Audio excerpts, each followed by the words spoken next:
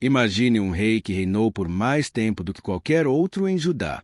Um líder que começou seu governo aos 12 anos de idade, mas que, em vez de honrar a Deus, transformou o templo sagrado de Jerusalém em um parque de diversões para deuses pagãos. Ele sacrificou os próprios filhos no fogo e encheu as ruas da cidade com o sangue de inocentes. Este não é um vilão de filme de ficção. Este é Manassés, o 14º rei de Judá, frequentemente citado como o homem mais ímpio a sentar no trono de Davi. Mas a história de Manassés não termina em condenação. Ela termina em um dos exemplos mais radicais e surpreendentes de arrependimento e perdão encontrados em toda a Bíblia. Fique conosco enquanto mergulhamos na vida do rei que, de pior pecador, se tornou um testemunho vivo da infinita misericórdia de Deus. Para entender Manassés, precisamos olhar para seu pai, Ezequias. Ezequias foi um dos melhores reis de Judá. Ele centralizou a adoração a Deus, quebrou ídolos, limpou o templo e liderou uma grande reforma espiritual. O reino florescia sob sua liderança justa e temente a Deus. Ezequias preparou o terreno para que seu filho Manassés continuasse esse legado de retidão.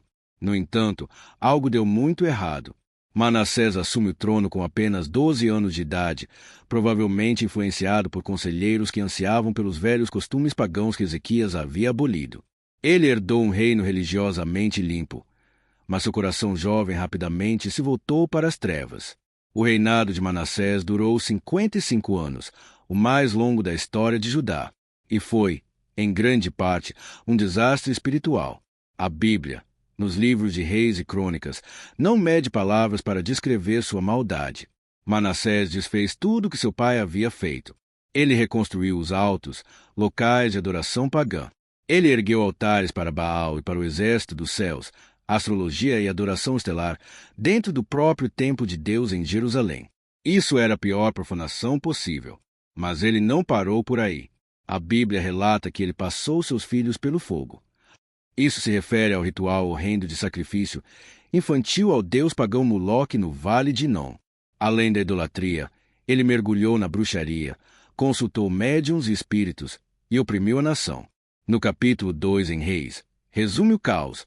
Manassés derramou muitíssimo sangue inocente, até encher Jerusalém de um extremo ao outro. A tradição judaica até sugere que ele foi responsável pela morte do profeta Isaías. Judá estava no fundo do poço moral. A influência de Manassés corrompeu a nação inteira a um ponto de não retorno. Deus enviou profetas com avisos severos, mas Manassés e seu povo não deram ouvidos. A paciência de Deus tem limites. As ações de Manassés trouxeram juízo. O Império Assírio, a superpotência brutal da época, era o instrumento desse juízo. O rei assírio enviou seus comandantes para Judá. Eles capturaram Manassés. A cena descrita em Crônicas é humilhante. Eles puseram ganchos no nariz do rei, prenderam-no com correntes de bronze e o levaram cativo para a Babilônia, que estava sob domínio assírio na época. O rei que se vestia com púrpura e governava uma nação inteira, agora era um prisioneiro humilhado, arrastado para longe de seu trono. Ele perdeu tudo: seu poder, sua família e sua liberdade. Foi no fundo do poço, na escuridão da prisão babilônica, que o milagre aconteceu.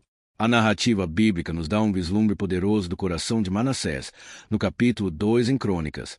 Em sua angústia, Manassés buscou o favor do Senhor, o seu Deus, e humilhou-se profundamente perante o Deus de seus antepassados.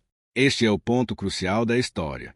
O rei arrogante, idólatra e assassino finalmente se quebrou. Ele orou, e sua oração foi ouvida. A Bíblia nos diz que Deus se moveu por sua súplica e ouviu seu pedido. Deus, em sua infinita misericórdia, não apenas o perdoou, mas fez algo extraordinário. Restaurou Manassés ao seu trono em Jerusalém. Isso desafia toda a lógica política ou humana. Manassés voltou para governar. O Manassés que voltou não era o mesmo que partiu. Ele teve uma conversão genuína. Ele agiu imediatamente. Removeu os deuses estrangeiros e o ídolo do templo, derrubou todos os altares pagãos que havia construído e restaurou o altar do Senhor, exigindo que Judá servisse ao Deus de Israel. Ele não conseguiu apagar os anos de influência maligna da noite para o dia, e seu filho e sucessor, Amon, voltaria aos maus caminhos. Mas Manassés, o pior rei de Judá, terminou sua vida buscando agradar a Deus. A mensagem central da história de Manassés é um testemunho poderoso da infinita misericórdia e do poder transformador de Deus, superando até mesmo a profundidade do pecado humano. A narrativa demonstra que não existe um pecador irredimível. Manassés cometeu atos abomináveis, incluindo assassinato em massa e sacrifício de crianças, atingindo o ápice da impiedade. No entanto, quando ele foi levado ao ponto de maior desespero e humilhou-se com arrependimento sincero, clamando a Deus, ele encontrou perdão total e restauração. A mensagem é clara. O arrependimento genuíno abre as portas para a graça de Deus, independentemente do passado. A história oferece esperança radical, mostrando que, mesmo quando a situação parece irreversível ou a pessoa parece perdida, Deus está pronto para perdoar e restaurar aqueles que se voltam para Ele de coração. É uma lição de que o julgamento de Deus é real, mas sua misericórdia é ainda maior.